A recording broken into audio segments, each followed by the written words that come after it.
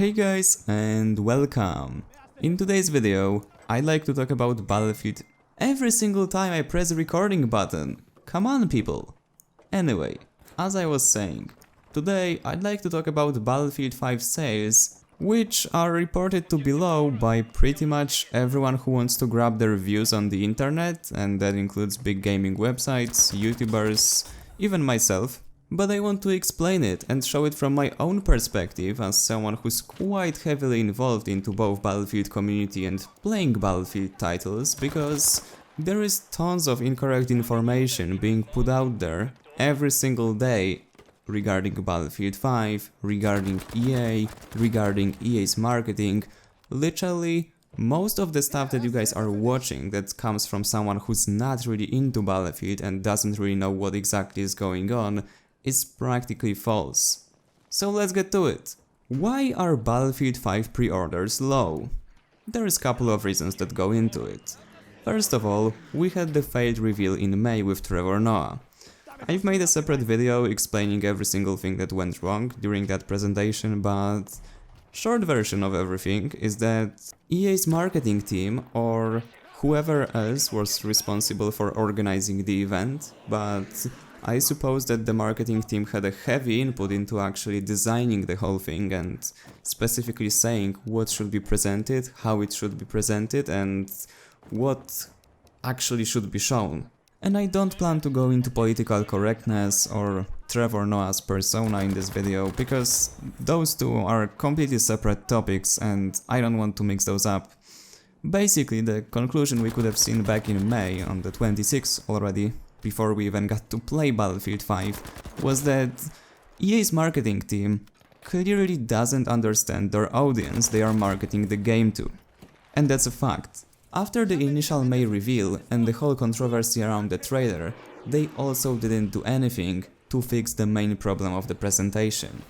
And no, main problem of it was not the trailer, which looked like combination of Fortnite, Call of Duty and Far Cry map, with the bright colors with increased saturation. No, it wasn't about it. Mostly, to Battlefield community, the problem laid down in how they presented the new game. Because while Trevor was on the stage, talking and putting out his clever jokes about leaving the tank to see it in the third-person camera instead of pressing the button responsible for switching the view on normal mode, they didn't talk about any of the new mechanics. Instead, they gave all of the in-depth information about the game to Game Changers. And if you guys aren't familiar with EA and what Game Changers program is, it's basically a program where different creators of different sizes join, or actually not join, they get invited by EA and EA gives them different opportunities for collaboration. Yes, they get paid for creating videos, that's not really a secret I think. And that's where the massive outrage from the community happened. Because not only did they mess up the trailer, but at the same time, they didn't present their own game on the stage. Instead, they paid creators to do it for them. After the whole thing happened, basically, the whole Battlefield community went on fire. Reddit went crazy, Twitter, YouTube, pretty much every single social media platform went crazy after seeing the whole controversy around women in World War II and bionic arms, blue hair in the trailer, leather jackets with embroidered some, I don't know, whatever was embroidered on the jacket in the trailer. That's not the point. The point is, instead of EA or DICE trying to find some solution to it, some reasonable solution that's actually going to work, they decided to run damage control through both Game Changers and DICE developers, or EA people. Pretty much the same thing at this point since EA bought DICE. At this point, every single person who thinks clearly should realize, and they also should do it, that the situation is bad. They have to find some solution to make it at least less worse. I'm not saying make it good, but at least decrease the amount of outrage and all of the backlash from the community. What did EA do? Their marketing team comes up with another great idea. Their official response is accept it or don't buy it. How can you even say this? Let's take a couple of steps back. If people don't like the game so much and there is such a big outrage around it, it is quite clear they are not accepting it. That's the whole reason why the drama is happening. How can you tell them that if they don't accept it, they shouldn't be purchasing it? That's literally saying, don't buy our product. Of course, all of the media picked up the response from EA, there was another big drama around it, you probably heard about it, and you would think that at this point, they've learned something from their mistakes. Both DICE and EA decide to go radio silence till EA Play happens on the 9th of June. Now, what happens at EA Play? At this point, all of us would clearly assume if they messed up once with giving exclusive info to game changers, they're not gonna repeat the same mistake again. I was actually fortunate enough to attend the whole event in Hollywood when EA was presenting their games in Hollywood Palladium at EA Play. And the problem with the whole conference was that all of the games got tons of screen time, except for Battlefield 5. Granted, the new trailer designed for EA Play was just amazing, and this one was a pure masterpiece. Proper Battlefield-styled trailer. But then again, Lars Gustafsson walks on the stage, and there is no info about Battlefield 5. They've talked about it for like 2 minutes and that's it. There is no more in-depth mechanics, information, new things that's being implemented to the game. Nothing's being revealed to us. Why? And then they did it again. Game changers are revealing exclusive information right at the conference. They are not even leaving the place, the conference is still going, and they are already releasing their new videos with exclusive information. Now, I got nothing against game changers. In fact, I even know Westy and Lossy in person, I got the chance to meet them at the event, and they're both really cool dudes. But the problem I'm trying to point out here is the decision from EA. Second time, they've decided to give game changers exclusive information instead of revealing it to the public on the stage. Now, how many people know about game changers? Or YouTubers who are game changers more precisely? Because even if Westy got million views on the video he released right at the event at EA Play, even if he did, that's still not all of the people who watched the conference. Majority of the people, those same people who were upset with the first trailer, because again, previously they have also not seen those videos from game changers, they've only seen Trevor Noah and the messed up trailer. How many of those people are not informed about all of the mechanics? Only people who know YouTubers, and those people are clearly already into Battlefield if they know Battlefield related creators, know about those.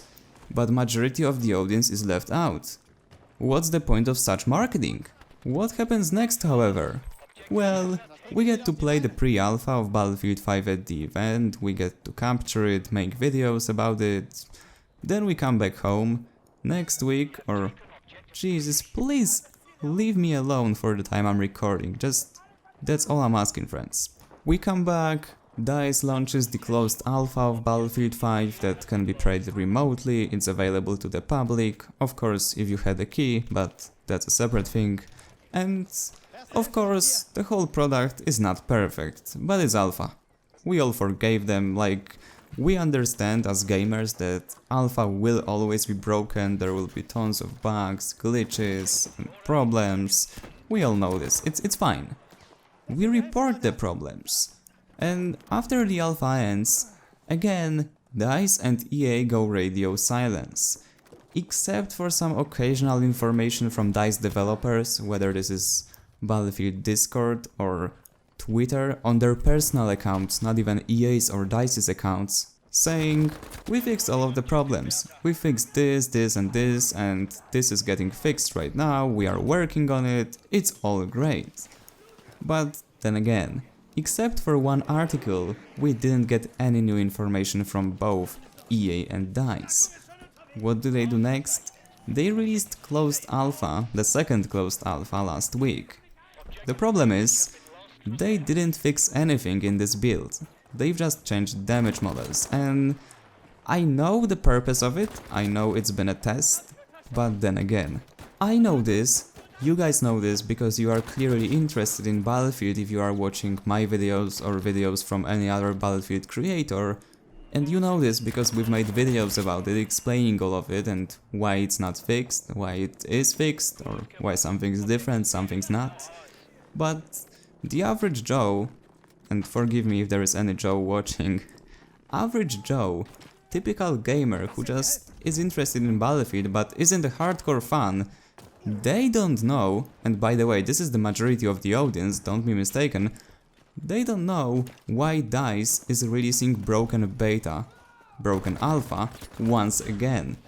They are not aware of it. Again, I don't really want to go into details and talk about the backlash that was created with the second closed alpha, where DICE or EA, whoever is responsible for Battlefield.com website, didn't include any of the information about damage changes on all of the weapons. They pretty much redesigned the whole gunplay in Battlefield 5 and they didn't feel like they should mention it in the official article on the website.